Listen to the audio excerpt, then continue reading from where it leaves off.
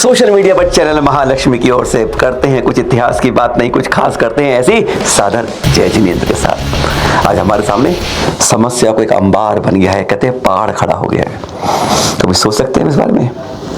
जगह जगह लूटपाट हमारे जिनालों में, तीर्थों में, पुराने सिद्ध क्षेत्रों में, अति क्षेत्रों में, प्राचीन तीर्थों पर हो रही है और नए नए मंदिर जो बनते हैं उनमें भी हो रही है। कैसे हो सकती है?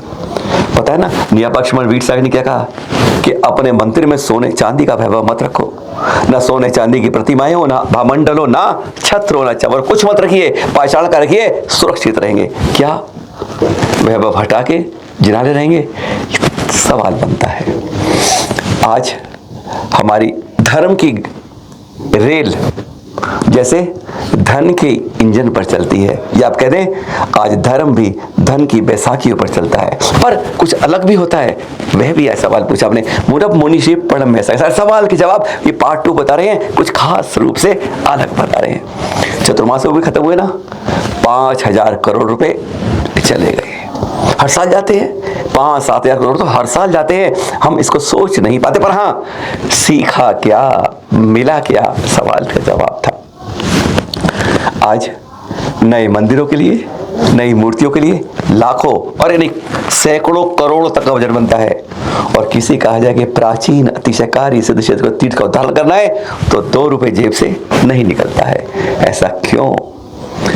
तीर्थ क्षेत्र कमेटी लगी हुई है जागरूक के लिए, जागरूक हो, तीर्थों को बचाओ करने, कई जगह लोग लगे हुए हैं, बहुत संस्था लगे हैं, पर ऐसा क्यों है कि समाज जागरूक नहीं हो रहा है? बस ऐसे ही सवालों के जवाब आज की कड़ी में सुनाते हैं चर्चा चैनल महालक्ष्मी की मुनिषि पढ़म में साहब। गुरुवर, इस समय कई बातें आ रही हैं, चाहे हम बात करें एचएनडी होर्डिंग की बात करें या विले पालने की, किसी तरह की बातें बहुत है हमारे अंदर। आज हमारे तीर्थ, हमारे मंदिर आज सुरक्षित नहीं हो पा रहे हैं, बाहर से अतिक्रमण हो रहे हैं, बदले जा रहे हैं, हमारे दस्तावेज नहीं है, या कहीं हम ही बेच खाने में लग गए हैं। क्या महाराज जी इस तरह से रसातल पर जाके 50 साल में, 25-51 साल में कुछ ऐसा होने लगा है कि छठा का दिखा है? हम इसको किस तरह सुधार पाए एक मुनिषि के अनुसार? ओम अर्हम नमः।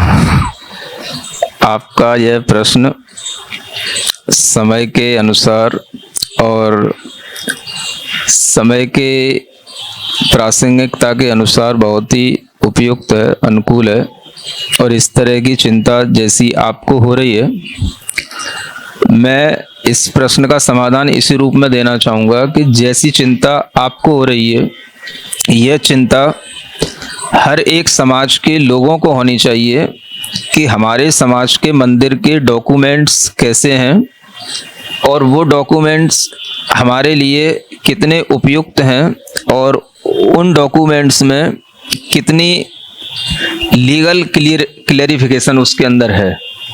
ये अगर चिंता समाज के लोगों को होगी, समाज के लोगों में जो मुख्य रूप से मंदिर के अध्यक्ष होते हैं, मंत्री होते हैं, उन लोगों को होगी, तो सबसे पहले अपने दस्तावेज हमें आज के समय में अच्छे क्लियर करके रखने चाहिए। हम लीगली जितना स्ट्रांग होंगे, हम उतना ही इस तरह की समस्याओं से अपने आप को बचा पाएंगे।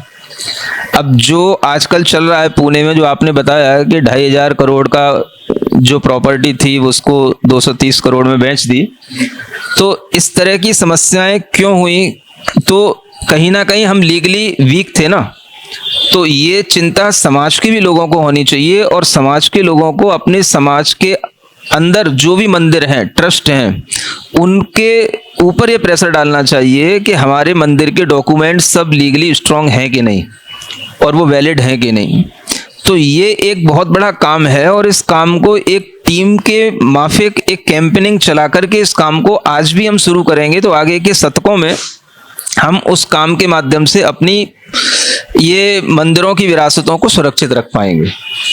और इस विषय में ये एक उदाहरण है, इससे हमारे अंदर एक जागृति आनी चाहिए। अगर ये जागृति बनी रहेगी तो इस तरह की घटनाओं से हम बहुत कुछ अच्छा सीख सकते हैं। ये घटनाएं और भी कई जगहों पर हो सकती हैं, और इस तरीके की कंडीशन और भी जगहों पर है, कुछ हमारे संज्ञान में भी है, नाम लेना उचित नहीं समझूंगा, लेकिन इस तरीके की दिक्कतें और भी जगह तीर्थों पर हैं। और उन सब तीर्थों के ये जो लीगली जो हमारे पास में डॉक्यूमेंट्स सही क्लियर नहीं होते हैं, और उसके लिए जिस तरह से व्यवस्थाएं सरकारी तौर तरीकों से होनी चाहिए, वो जब हमारे पास नहीं होती हैं तो इस तरह की समस्याएं आती हैं। तो इसलिए सभी लोगों को एक ये काम करना चाहिए कि अपनी जो भी प्रॉपर्टी है वो हमारी लीगल तरीके से तैयार है कि नहीं, उसके डॉक्यूमेंट्स, उसकी पूरी की पूरी ऑनरशिप, उसकी पूरी अथॉरिटी हमारे पास है कि नहीं। इस तरह से सबको अपने पास में पहले कानूनी रूप से अपने आप को सुरक्षित करने का एक प्रयास करना चाहिए। हमारे दो तरह के तीर्थ है महाराज, एक चल तीर्थ, एक अचल तीर्थ। अचल तीर्थ में अभी 2 दिन पहले मुनीषी वीर सागर जी, मुनीषी विशाल सागर जो कुंडलगिरी में, उन्हें एक बहुत बड़ी बात कही। वहां पर भी चोरी हुई, प्राचीन प्रतिमाएं कुलभूषण देवभूषण की सिद्ध क्षेत्र चोरी हुई, 8 में से 2 छोड़ गए, 6 ले गए। और उसको ये भी कहा गया, जब आचार्य मुनीषी ने वीर सागर ये तक कह दिया कि आज हमें वैभव दिखाने की जरूरत नहीं है, सोने चांदी की प्रतिमाएं मत दिखाओ, पाषाण की बनाओ, जिससे हमारे तीर्थ संस्कृति सुरक्षित रहे। तो क्या एक सवाल संस्कृति है, क्या हम वैभव दिखाना बंद कर दें, या हमारी कहीं ना कहीं सुरक्षा में कोई पोल है, मंदिर नहीं तो बना देते हैं, सुरक्षा में हम जीरो हो जाते हैं। गलती कहां पर है? गलती दोनों ही जगह पर है। हमें वैभव संपन्न भगवान के मंदिर दिखाने में कोई बात नहीं, लेकिन वो वैभव अतिरेक में नहीं होना चाहिए और वह एक अपनी क्षमता के अनुकूल ही होना चाहिए। कई बार हम लोग भी लोगों को ज़्यादा कुछ प्रोत्साहन दे करके उन्हें बहुत ज़्यादा कुछ करने के लिए कर देते हैं, तो वो भी एक व्यक्ति की अपनी क्षमता के अनुसार होना चाहिए। और दूसरी बात यह है कि कहीं ना कहीं हमें अपनी सुरक्षाओं पर भी ध्यान देना चाहिए कि हम जितनी बड़ी प्रॉपर्टी बनाते हैं उसकी सुरक्षा के लिए हमें कितने गार्ड चाहिए, कितने तरीके से हम अपनी प्रॉपर्टी की सुरक्षा कर सकते हैं, कितनी जगह पर हमारे लिए सब तरीके की सुरक्षा के उपाय हैं कि नहीं। तो हमें उसी अनुसार अपना फैलावा करना चाहिए। अगर हम उस चीज़ को मैनेजमेंट के खर्चों में अगर हम नहीं निकाल पाते हैं तो हमें इतनी बड़ी प्रॉपर्टी के साथ में किसी भी तरह से और उसमें अच्छी वैभव संपन्न चीज़ें लगाने की कोई उपयोगिता सिद्ध नहीं होगी। तो इसमें पोल तो है और वो यही है कि हमारी सुरक्षाओं में कुछ कमी रहती है। हमें अपने मंदिरों की सुरक्षा हर तरह से पुख्ता रखना चाहिए और हर तरह के गार्ड इत्यादि की व्यवस्थाएं रखनी चाहिए, सब तरह के कैमरा सिस्टम होना चाहिए और एक निश्चित समय होना चाहिए कि कब मंदिर खुलेगा, कब मंदिर बंद होगा। हर तरह की सुरक्षा के जो कार्यक्रम हो सकते हैं वो सब ध्यान में रख कर के ही हमें अपने तीर्थों को, अपने उनकी पूज्यता को बराबर बनाए रखना चाहिए। फिर भी उसमें कहीं कोई कमी रह जाती है तो वो एक अलग बात है, क्योंकि चोरी चपाटियां तो फिर आजकल आदमी कुछ भी कर लेता है। एक अभी कोई बात देखने में आई थी कि भाई मंदिर के ऊपर से ही किसी ने कलसा निकाल लिया, तो अब इतना बड़ा मंदिर के ऊपर ही कोई चढ़ जाएगा, इतना दुस्साहस कोई करेगा तो कोई मंदिर के ऊपर कलसा लगाना तो नहीं छोड़ देगा। तो ये तो बहुत ही अलग तरह की चीज़ें हो गई, लेकिन इन सब घटनाओं से भी बचने के उपाय हैं। जैसे जैसे घटनाएं होती जाएं आप इस तरीके की व्यवस्थाएं रखें कि मंदिरों के शिखरों पर भी, जैसे हम कभी देखते हैं कुछ इस तरीके के डीसी करंट होते हैं जो मतलब जैसे खेतों के बाहर भी गाय पशुओं के लिए थोड़ा सा इसलिए लगाए जाते हैं ताकि वो उसमें एंट्री ना लें। तो इस तरीके की चीज़ें करनी पड़ेंगी। फिर जैसे बंदरों के यहाँ पर अतिरिक्त होता है वहां पर करते हैं लोग, तो उसी तरह से फिर मनुष्यों के लिए भी करना पड़ेगा। तो हाँ, तो सुरक्षित वातावरण तो हमको बनाना ही पड़ेगा। आज नए तीर्थ बन रहे हैं, नए मंदिर बन रहे हैं, नहीं बिल्कुल बनने चाहिए, इसकी बात नहीं, लेकिन उसके साथ पुरानों का जीर्णोद्धार भी कंपलसरी बनना चाहिए। अगर मैं एक नया तीर्थ बनाता हूं तो एक छोटी राशि, निश्चित राशि पुराने के जीर्णोद्धार लगे। इसकी शुरुआत कैसे करें, बहुत कोशिश की, हम सफल नहीं हो पा रहे। कैसे क्यों नहीं जिससे हम उसको शुरुआत कर सकते? कोई भी कार्य है तो उसका एक पूरा का पूरा, अगर हम, एक बहुत बड़ी चीज होती है डाटा कलेक्शन। अगर हमारे पास में किसी चीज का पूरा डाटा है कि हमें ये पता हो कि कितने तीर्थ जीर्णोद्धार के लिए आवश्यक है और किन तीर्थों पर जीर्णोद्धार की आवश्यकता है, और उस तरीके की अगर हमारे पास में पूरा का पूरा इंफॉर्मेशन हो और उन तीर्थों की क्या अभी स्थिति है, तो इस सब काम के लिए सभी साधु लोग अपने आप को समर्पित होकर के रखते हैं और सभी साधु लोग सहयोग करेंगे। लेकिन हमारे पास एक कोई खाका होना चाहिए, तो कुछ है नहीं है। हम अभी क्या होता है कि प्रश्न तो करते हैं और हमारे पास कुछ भी ये नहीं होता है कि हमें करना क्या है।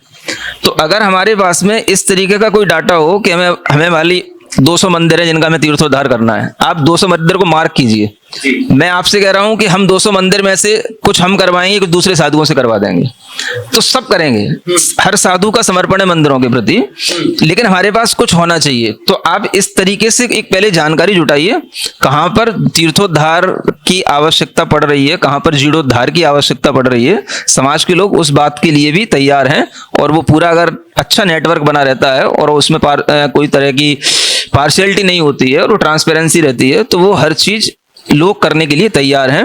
बस एक पहले कमी है, अपने पास में अपना कोई डाटा कलेक्शन नहीं है किसी भी चीज का। वर्तमान में महाराज जी हमारे तीर्थ जल दोनों सुरक्षित है।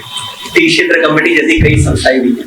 तीर्थ क्षेत्र कमेटी 125 साल अगले साल पूरी कर रही है, लेकिन हम देखते हैं 125 साल निर्विवाद एक मां संस्था जो चल रही है, टूटी नहीं है और चल रही है। लेकिन हमारी तब भी हम आज कहते हैं 10% से ज्यादा लोगों के बीच में तीर्थों के प्रति अपने अंदर की उनकी भावनाएं जागृत नहीं कर पाए हैं। कमी कहां पर है, और अगले साल 125 में आ रही है, कैसे इसमें नितांत आवश्यक जरूरत है जागरूकता। हाँ, इस पर एक विचार विमर्श बैठ करके अच्छे ढंग से करना चाहिए।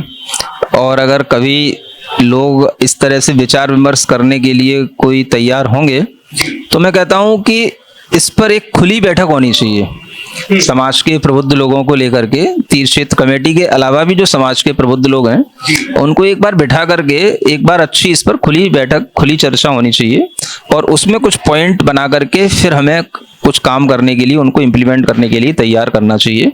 क्योंकि हमें समस्याओं को देखना चाहिए, फिर उनके समाधान निकालने चाहिए। तो हमें एक मतलब फ्रेमवर्क बना करके अगर हम काम करेंगे तो काम होता है। अब यूं ही तो अच्छा हो रहा है, बुरा हो रहा है, या अच्छा हो जाए या बुरा हो जाए, वो तो फिर अब ऐसे तो छोड़ दिया तो वो तो कुछ भी हो सकता है। तो अगर हम किसी चीज पर कोई गंभीरता से समस्या को देखते हुए उसका समाधान चाहें, तो हर चीज का समाधान होता है। समाज में हर तरीके के मतलब एडवाइस देने वाले, कंसल्ट करने वाले, सब तरीके के लोग रहते हैं। तो एक प्रबुद्ध वर्गों की मीटिंग बिठा करके अगर हम इस पर विचार करेंगे और एक अपने पहले अंदर खाका बनाएंगे, फिर इसका बाद में विचार करेंगे, तो इससे कुछ सुदृढ़ व्यवस्था आगे के लिए हम बना सकते हैं। आदमी चला चतुर्मास चलते रहेंगे, चतुर्मासों से सीखते नहीं हम कुछ लोग। मैं गृहस्थ की बात करता हूँ, साधु के तो ध्यान अपने आकर्षित रखिए। हाँ, क्या बहुमूल्य रूप से चतुर्मास से सीखा जा सकता है, जो सीखने के लिए 4 मास आप लोगों को हम लोग को मिलते हैं हमारे? देखिए, हम जहाँ तक देखते हैं, जो भी लोग अपने पास आते हैं, हम उन्हें हमेशा ज्ञान, ध्यान और जो भी है वो सब धर्म ध्यान की खुराक सुबह से शाम तक दिए रहते हैं। बिल्कुल लगातार, है ना। हाँ। तो क्लासें भी चलती रहती हैं। जैसे न्याय का ग्रंथ भी अभी एक समय सुत्तम चल रहा था, वो भी अभी 2 दिन पहले पूरा हुआ, यहीं पे शुरू किया था।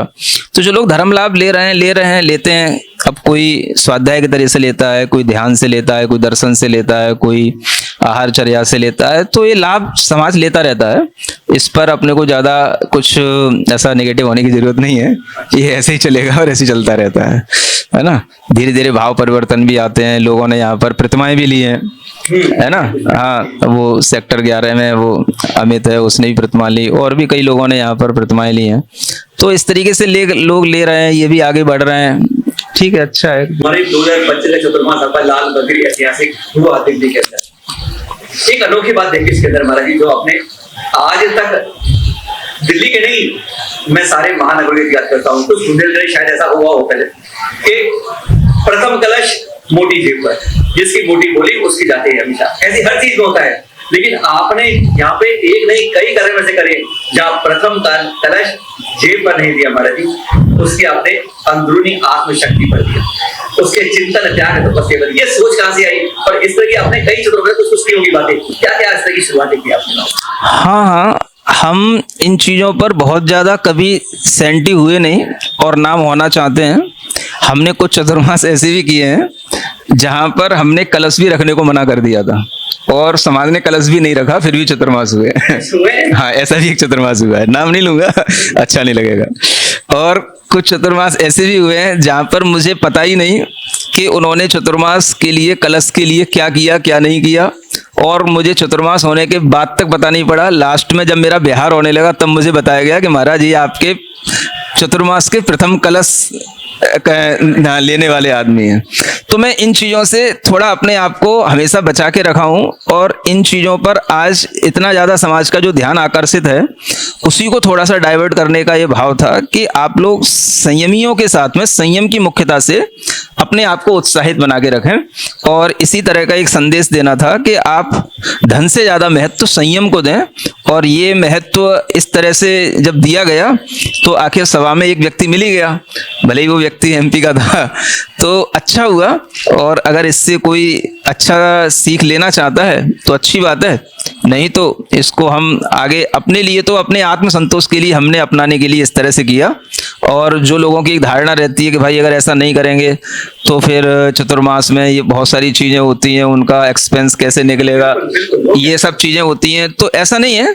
वो चीज़ें अपन अलग तरीके से भी दूसरे ढंग से भी होती हैं, और उसके लिए दूसरे आदि जो कलश वगैरह होते हैं वो आप अपनी इच्छा के अनुसार, क्षमता के अनुसार जो लोग सहयोग करते रहते हैं उसके लिए अलग कर देते हैं। लेकिन आप इस तरह से प्रथम कलश के ऊपर सारा का सारा फोकस करके अपने आप को संयम से जोड़ें, यही मेरी मंगल भावना है।